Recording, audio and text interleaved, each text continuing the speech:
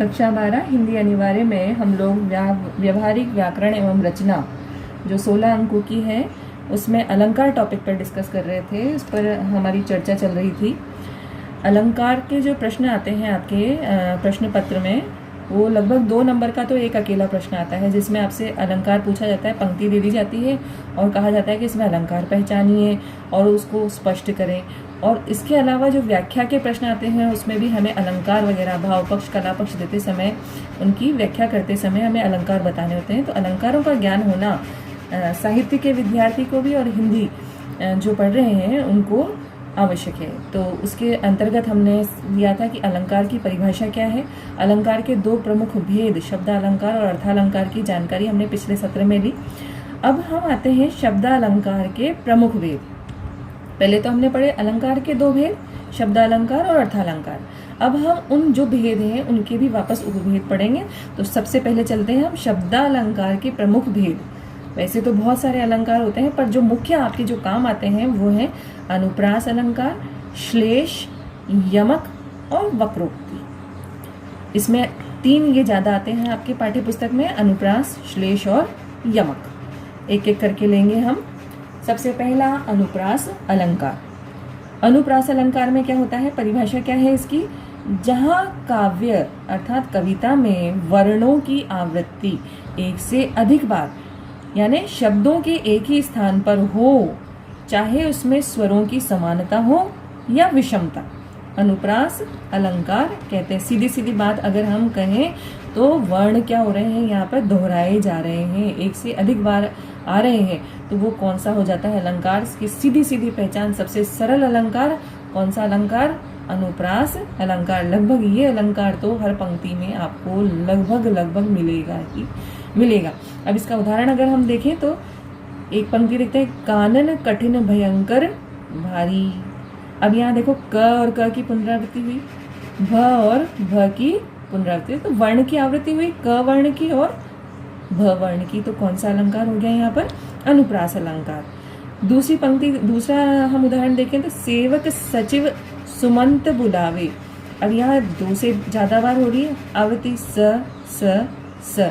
तो इसकी पहचान करना सबसे आसान है अनुप्रास अलंकार, जहाँ वर्णों की क्या हो रही है, आवृत्ति एक से अधिक बार शब्दों के एक ही स्थान पर हो रही है। यहाँ पर भी स्टार्टिंग में क आ रहा था, यहाँ स्टार्टिंग में भ आ रहा था, फिर यहाँ भ आ गया, यहाँ क आ गया, स स्टार्टिंग में आ रहा है, प्रारंभ में ही आ रहा है। तो उसी स्थान पे हो, चाहे उनके स्वरों में समानता हो या विषमता। जैसे से, स और सु सुनने में भले ही अलग आ रहे हैं परंतु स आ रहा है ना, तो इसलिए कौन सा अलंकार हो गया? ये अनुप्रास अलंकार यहाँ पर है।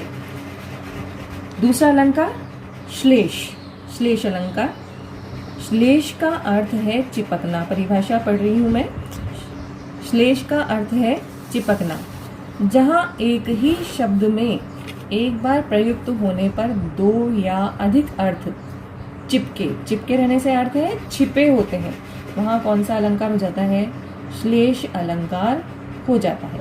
परिभाषा से इतना स्पष्ट नहीं हो पाया तो उदाहरण में आपको और अच्छी तरह से क्लियर कर देती हूँ।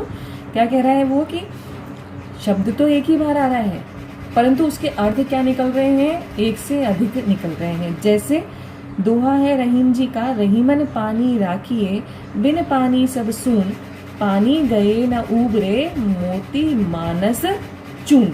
अब यहाँ पर पानी शब्द तो क्या हो रहा है, इस पंक्ति में एक ही बार आ रहा है, परंतु इस पानी का अर्थ मोती के लिए तो क्या है? चमक। मानस के लिए पानी का अर्थ क्या है? उसका मान सम्मान। और चून के लिए यानी आटा, उसके लिए पानी का अर्थ क्या है? जल। की पानी के बिना इनका कोई महत्व, अगर पानी चला गया तो इनका कोई महत्व नहीं है। तो पानी का अर्थ प्रसंग के अनुसार क्या क्या आ रहा है, सबका अलग अलग अर्थ निकल रहा है, अलग अलग अर्थ छिपा हुआ है। तो कौन सा अलंकार हो गया? श्लेष अलंकार यहाँ पर होगा।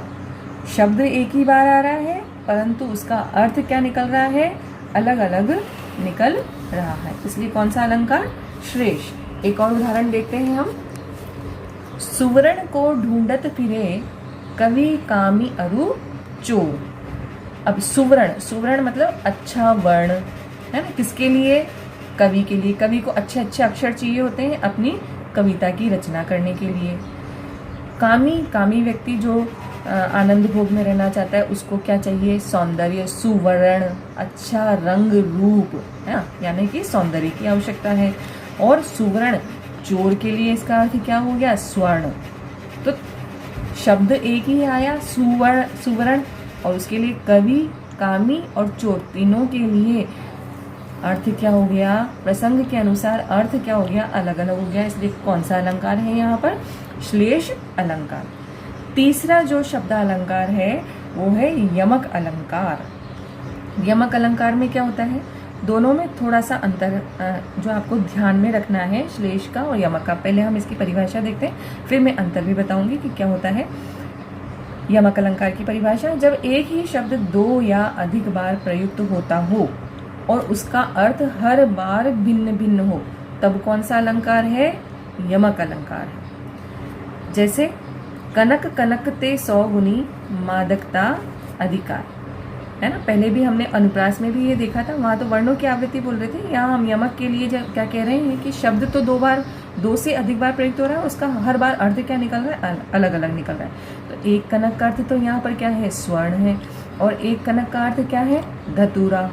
तो शब्द वो का वही है, उसकी पुनरावृत्ति हो रही है और उसका हर बार अर्थ भी क्या हो रहा है? अलग अलग जब निकल रहा है, तो ये कौन सा अलंकार होगा? यमक। अब मैंने कहा था कि श्लेष में और यमक में, यहाँ पर भी श्लेष में हम कह रहे हैं कि अर्थ अलग अलग निकल रहे हैं, परंतु वहाँ शब्द एक ही बार आ रहा है। जैसे यहाँ हमने कहा था कि सुवर्ण को ढूंढत फिरे, तो सुवर्ण एक ही बार आया, परंतु प्रसंग के अनुसार अर्थ अलग अलग निकला। यहाँ शब्द भी क्या आया? 2 बार आया और उसका दोनों ही बार क्या निकला है? अर्थ अलग अलग निकला। इसलिए यहाँ कौन सा अलंकार हो गया? यमक अलंकार होगा। एक और उदाहरण: 3 बैर खाती थी, 3 बैर खाती थी, है ना। कवि भूषण क्या कह रहे हैं कि 3 बैर, पहले बैर का मतलब क्या है? क्या अर्थ है इसका? समय। और दूसरे बैर का अर्थ क्या है? फल। की 3 समय खाती थी और 3 फल खाती थी वो। तो इस बैर का अर्थ समय आ गया और इस बैर का अर्थ क्या आ गया? फल। तो कौन सा अलंकार हो गया? यमक अलंकार यहाँ पर हो गया। एक और अलंकार इसमें जो आपके कोर्स में तो नहीं है, फिर भी मैं बता देती हूँ, वक्रोक्ति। जब उल्टा कथन, है ना, सीधी बात नहीं की जाए, सीधी बात को भी उल्टे अर्थ में ली जाए, तो उसको हम कहते हैं वक्रोक्ति अलंकार। आगे अब हम चलेंगे अर्थालंकार। शब्दालंकार के जो मुख्य भेद आपके जो काम में आने वाले हैं व्याख्या वगैरह में, वो अनुप्रास, श्लेष और यमक, ये तीनों अच्छी तरह से स्पष्ट हो चुके होंगे। नेक्स्ट हम चलेंगे अर्थालंकार के प्रमुख भेदों के बारे में। उसमें